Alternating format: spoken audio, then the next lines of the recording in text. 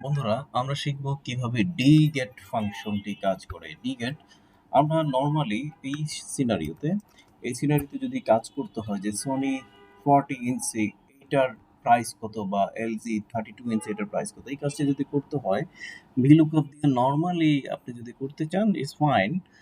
VLOOKUP দিয়ে এটা করা যায়, কিন্তু DGET function more advance. If you use the DGET function, আমি দেখাচ্ছি কিভাবে করতে হয়।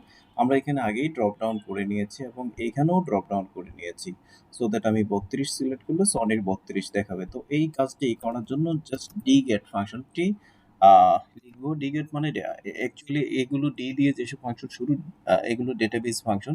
তো প্রথমে ডেটাবেসটি দেখাতে হবে। ডেটাবেস মানে হচ্ছে এখানে টেবিলটা, এই টেবিলের আমরা একটা নাম দিয়েছি। আমরা একটু টেবিলের নামটা কনফার্ম হয়নি, একটু আগে আমরা একটা টেবিল তৈরি করছি। যখনই আমরা টেবিলে ক্লিক করবো উপরে টেবিল বা টেবিল ডিজাইন থাকবে, table two. Basically we can change the name like price price list হতে পারে।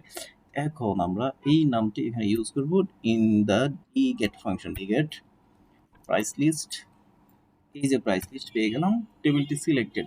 কিন্তু প্রাইস লিস্ট যখন সিলেক্ট করবো তখন দেখেন এখানে শুধুমাত্র নিচের অংশটি সিলেক্ট হচ্ছে, উপরের টাইটেল লাইনটি সিলেক্ট হয়নি। কিন্তু we have to select the title line also. সেই জন্য এখানে একটি থার্ড ব্র্যাকেট দিয়ে তারপরে হ্যাশ দিলে এবং অল দিলে দেন হচ্ছে এটি সিলেক্ট হয়ে গেল। এবং আপনি চাইলে মাউস দিয়ে টোটাল টেবিলটা সিলেক্ট করতে পারেন।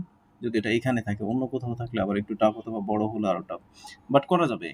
টেবিলের উপর ক্লিক করে কন্ট্রোল এ দুইবার দিলেও টেবিলটি সিলেক্ট হয়ে যাবে। দেন কমা দিয়ে ফিল্ড দেখাতে হবে। ফিল্ড বলতে যে 32 ইঞ্চি অর্থাৎ কোন ফিল্ডের ডেটা আমরা চাচ্ছি এটাকে সিলেক্ট করতে হবে। তো এটা 32-এ ক্লিক করে দিলেই হয়।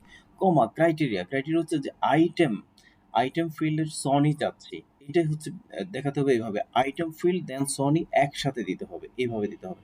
দেন enter. Yeah, it's working now. সনির আমরা যদি আমরা 60 ইঞ্চি দেই, ওকে হয়ে গেছে। 60 ইঞ্চি যদি আমরা অন্য ব্র্যান্ড দেই, এলজি হয়ে গেল। তো thank you very much for watching this video. ইনশাল্লাহ আরো ভিডিও পাবেন। সে পর্যন্ত ভালো থাকেন, সুস্থ থাকেন।